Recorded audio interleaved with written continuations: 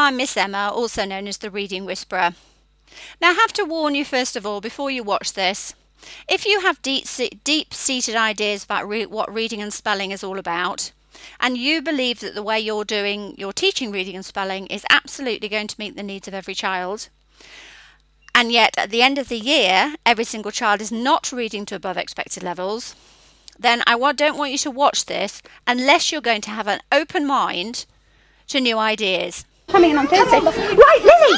Oscar! Oscar, that must be an art in there. Uska. That means Uska. There's one page that I think. Let's have a look. Go for it, Mrs. Lily. It's fish. And it is a fish. Wow.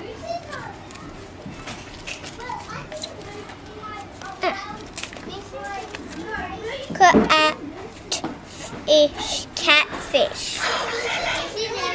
Thank you. There are no flat books in PM readers because otherwise children won't be able to read the word. They need those picture clues. What also happens is they have to look at the first sound often and guess the word. Is this reading? I would much rather know without that picture there what part of the code they're reading and what part they're not sure of yet. So a child who's been learning using SSP would actually look at this, and I have actually got a clip if I can find it, of a 5-year-old who says, "We like what," and then he stops and sort of looks at me puzzled because he can't decode it. Now then if I say to him, "Well, guess, what do you think it's going to be?" "We like what," and he'll say, "Oh, watermelon." But the thing is that he's recognising I can't decode this. We? And do you know, I love that. Do you know what I love about that? Hold on. Can I just tell you what I love about this and our SSP children? He's not looking at this and guessing what it is. Doing. What's his brain doing? He's reading this, but there, he's not sure. Oh, Because it's a different language. yes. Where have we gone? Oh, there we go. Look, it's gobbledygook. Isn't it? It's different language. It's like a different language, but because you guys are... This is what children are asked of in PM readers all the time. And it's because it's their only option, because the code is all over the place. The children can't read these independently. Everything I say is not just based on neuroscience and education research and what have you, and my interest is in the reading and spelling brain. It's not just this. I don't talk about anything I can't do myself.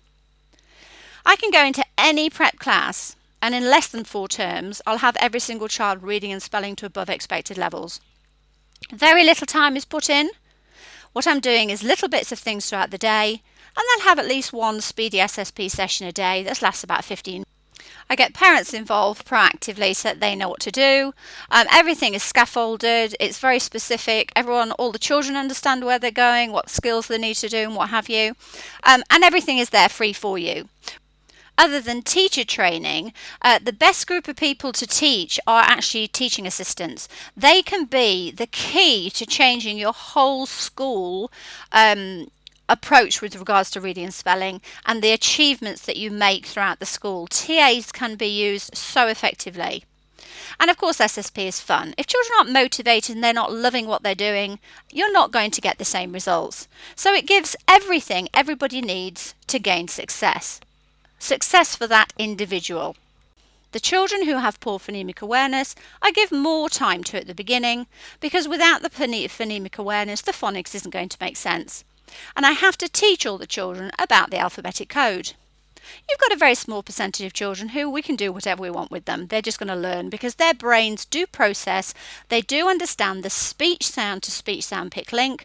That's the speech sound to the phoneme link, without us really having to do very much direct teaching. If we give them enough of the stimulation, enough of the resources, their brains wonderfully are going to figure it all out. But then there's the rest of the children, and at least 35% of the rest of all children are going to have poor phonemic awareness, which is the biggest predictor of reading success and failure. So for me to ensure that every single child is reading and spelling within at least within at the most 4 terms, I need to make sure I know which of my 35% are served children. These are children who can be the brightest children in the class. They can have parents who read to them every night, sing to them every night, who are engaged, who are involved, who come in to help, whatever. This is irrelevant. The biggest predictor is phonemic awareness, and this is something that's happening in the brain. It's just something that it's just the way that a lot of brains are wired. Now, because we don't pick this up, and because most people don't understand this, we fail a lot of children. We do a lot of whole class teaching, which is not going to be effective for reading and spelling anyway. But but a lot of teachers don't understand about the phonemic awareness, how to test for it, how to screen preps in the first couple of weeks of term in 30 seconds and find out who are your red alert children. They don't know how to do this, and then they don't know how to teach for that. So that's what I'm sharing, and I know a lot of people don't want to hear it, but I'm here to speak out for children. So if you don't want to listen and you don't want to hear, I would ask you to really question why you're teaching. Nobody has all the answers. However, with this, we do have a lot of answers because we can now look at the brain. We can look at brain scans of children, say for example dyslexic children, and we can scan them after specific interventions. We can then see the brain is scanning as a normal reader. Now that to me is wonderful because it shows us here's a child who's struggling, who's got dyslexia, who's been labelled and whatever, feeling there's something wrong with them, they can't do things, whatever. And with an intervention, relatively short period of time, their brain is then functioning the same as a normal reader. Now, a lot of teachers are saying to me, at training, I'm saying, please bin the PM readers. If you have to use resources like PM readers, then I'll show you how to use them appropriately to actually help every brain develop. However, please, if you have to benchmark using PM, just be aware that this tells you nothing. This gives you a chance of comparing others, and some of them are at, already at an advantage and whatever. It doesn't test progress, it doesn't test how the brain is working, it doesn't test the skills and concepts needed for reading and spelling. It shows you very, very little. To me, it's a waste of time. But people like their levels, they like to see how children compare to other children. For me, it's damning. A lot of children do really badly, and it's not because they are less capable or they're not trying as hard. It's because they're not being taught in ways that their brains need to be taught. So on all sorts of different levels, I really would urge schools to look at why they're still using PM readers. PM is based on whole language approach, which we know should not be used. I mean, they're now trying to obviously put some sort of phonics into the books. And there's something called PM Alphabet Starters, which to anyone who has actually been in and taught every single child in a prep class to read, write and spell would laugh at this. I mean, they're teaching blends like consonant blends. They're giving words that the children can't decode because they're just looking at the first sound. They're doing all these things that are still whole language based. These are going to fail children. That's my concern. It's not just that they're not going to be helpful for a lot of children. They are going to make the process so much harder for children. So what I suggest is that if you're a prep teacher, is that you stand firm. The research and everything all supports this. Stand firm and say, even if we have to benchmark at the end of the year to keep the school happy or whoever wants them, I am not going to use PM readers as a tool for helping children learn to read until they get to at least the blue level. Now, once they get to the blue level, they're actually pretty confident in their reading and spelling anyway. So at that stage, if you want to give it to them, because by then they're reading. But I do not want you to give PM readers to children who are starting out. As you can see in this picture, there's so many sound pics in this that they cannot possibly understand or whatever, so they have to memorize and guess. That's not reading. What we do with an SSP is teach every single child to read. And not only to teach them to read, but to be confident in their reading, that even within the first 3 weeks of prep, they can go to the green level in the SSP book tier and pick out a book and what have you, and they can actually read it. They don't need someone there telling them what it is. They don't need to guess by the first sound, if they do know that first sound. There's no guesswork and memorizing. They are actually reading. They're actually practicing the skills that we're learning throughout all the SSP levels. So if you're, say, a prep teacher, please just keep following what we're doing, seeing the progress. Eventually, people will have to recognise that The only reason really they're doing this is because all schools seem to be doing it, and so people don't really question it, but also really because you've got a lot of these resources. You know, when I say stop using PM readers, a lot of them, well, what can we use instead? Well, ask me, I'll show you. I mean, as you can see, I'm about to show you one, you know, an SSP booked here that I've got it in my house. It's very easy to do using a whole range. You don't have to just have dandelion launchers, dandelion readers which follow the SSP order. There's all sorts of other ones you can have.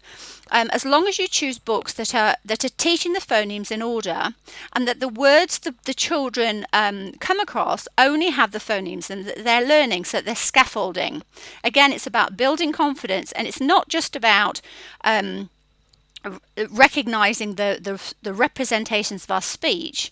It's about being able to blend and segment and whatever. There's all sorts of skills, which is why when I see a PM alphabet start or whatever showing a word like you know, caterpillar, because it's got a k at the beginning and there's a picture of a caterpillar, well, that's not teaching you to read, because if you didn't have the picture, how would the children work out it's k, at, p, I, or R?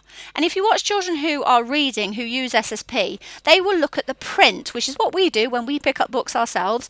We actually read the text, and our brains are decoding quickly enough for us to understand to comprehend what we're reading. We're getting fluency in whatever. That's what we want for children. So children who use SSP use the pictures as a lovely illustration when they've read the text, but they don't need it. Let me see. What's that one? Catfish. Boyd, give me high five. Do you know what I love there? You looked at the sound pics. Dogfish. Boyd. I read this. Did you read it to me? Hop. Oh, how do you know it's a hop? Oh, hop.